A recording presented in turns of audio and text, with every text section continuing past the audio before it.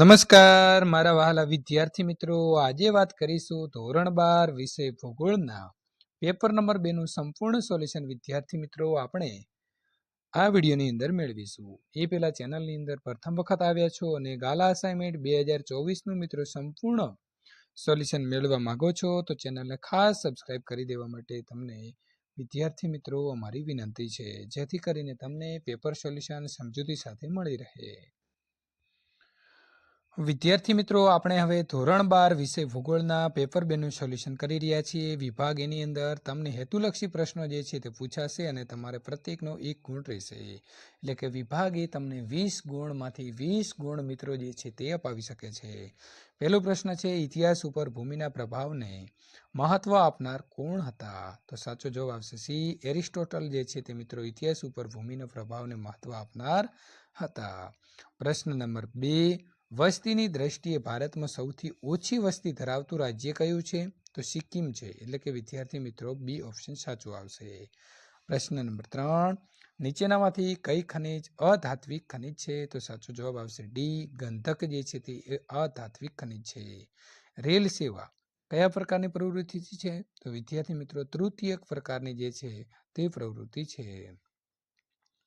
પ્રશ્ન નંબર 5, ભારતમાં તમાકુનો પાક લાવનાર કોણ હતા? તો પોર્ટુગીઝો જે છે તે ભારતની અંદર તમાકુ લાવનાર પ્રજા હતી. કાગળ વગરની ટપાલ સેવા એટલે શું? તો મિત્રો એને ઈમેલ કહેવાશે, જે આપણે મોબાઈલમાંથી બીજા મોબાઈલની અંદર મૂકી શકીએ છીએ.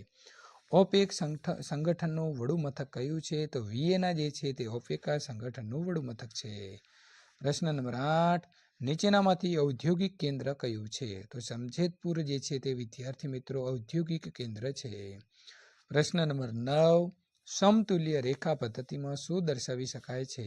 તો સાચો જવાબ આવે છે મિત્રો ડી, તાપમાનનું વિતરણ જે છે તે સમતુલ્ય રેખા પદ્ધતિ દર્શાવી શકાય છે.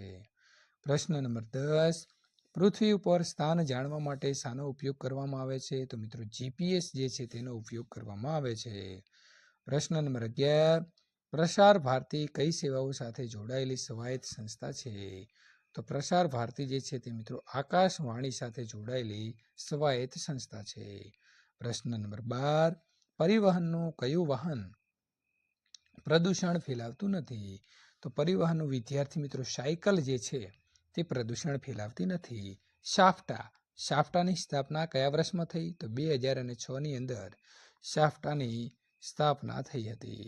પ્રશ્ન નંબર 14, ધારાવી ઝોપડપટ્ટી કયા શહેરમાં આવેલી છે? તો બોમ્બેની અંદર જે મિત્રો ઝોપડપટ્ટી આવેલી છે તેનું નામ છે ધારાવી. પ્રશ્ન નંબર 15, નીચેનામાંથી કયું ખનિજ સંચાલન શક્તિનું ખનિજ છે? તો યુરેનિયમ જે છે તે વિદ્યાર્થી મિત્રો સંચાલન શક્તિનું ખનિજ છે. પ્રશ્ન નંબર 16, કોલસો એ કેવા પ્રકારનું સંસાધન છે? તો કોલસો એ પરંપરાગત છે. વિદ્યાર્થી મિત્રો તમે તેનો એક વખત ઉપયોગ કરશો તો એ શું થઈ જશે? ખતમ.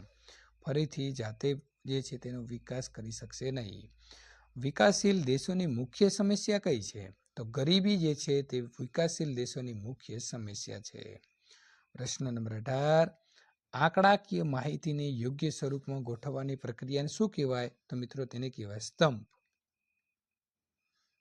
પ્રશ્ન નંબર 19, સારણીમાં ઉત્તર દક્ષિણ દિશામાં દોરેલા પટ્ટાને શું કહેવાય? તો વિદ્યાર્થી મિત્રો તેને પણ સ્તંભ કહેવામાં આવે છે.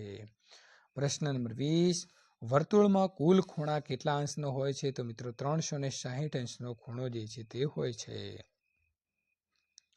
વાત કરીશું વિભાગ બી, પ્રશ્ન નંબર 21 થી 30. પ્રશ્નોના જવાબ એક વાક્યમાં લખવાના રહેશે અને દરેકનો 1 ગુણ જે છે વિદ્યાર્થી મિત્રો તમને મળવાપાત્ર રહેશે. પ્રશ્ન નંબર 21, કયા સમયગાળાને સંશોધન યુગ કહેવાય છે? તો મિત્રો 15મી સદીના ઉત્તરાર્ધથી 18મી સદી સુધીના સમયગાળાને સંશોધન યુગ કહેવામાં આવે છે. પ્રશ્ન નંબર 22, ખનિજની વ્યાખ્યા આપો.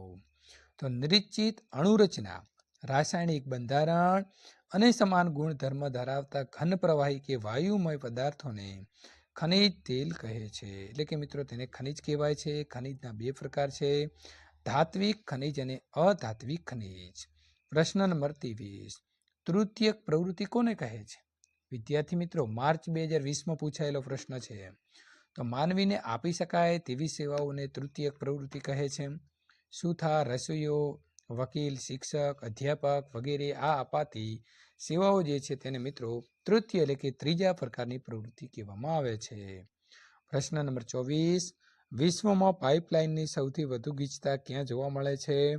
તો વિશ્વમાં પાઇપલાઇનની સૌથી વધુ ગીચતા યુએસએની અંદર જોવા મળે છે.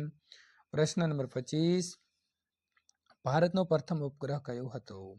તો ભારતનો પ્રથમ ઉપગ્રહ આર્યભટ્ટ હતો. પનામા નહેર કયા બે શહેરોને જોડે છે? તો પનામા નહેર એટલાન્ટિક અને વિદ્યાર્થી મિત્રો પેસિફિક મહાસાગરને જોડે છે. પ્રશ્ન નંબર 27, છૂટી છવાઈ વસાહતોનું નિર્માણ કયા સ્થાને થાય છે? તો આફ્રિકા ખંડની અંદર છૂટી છવાઈ વસાહતો વધુ પ્રમાણમાં જોવા મળે છે. પ્રશ્ન નંબર 28, સર્વે ઓફ ઇન્ડિયા સંસ્થા ક્યાં આવેલી છે? તો સર્વે ઓફ ઇન્ડિયા સંસ્થા દહેરાદૂન આવેલી છે. પ્રશ્ન નંબર 29, કયા પ્રકારનો આલેખ દિશા અંગેની માહિતી આપે છે? તો પ્રવાહ આલેખ એટલે કે ફ્લો ડાયોગ્રામ જે છે તે મિત્રો દિશા અંગેની માહિતી આપે છે. વેક્ટર ડેટા એટલે શું? તો વેક્ટર ડેટા એટલે દિશા સાથે પરિમાણ ધરાવતી માહિતી જે હોય તેને વિદ્યાર્થી મિત્રો વેક્ટર ડેટા કહેવામાં આવે છે.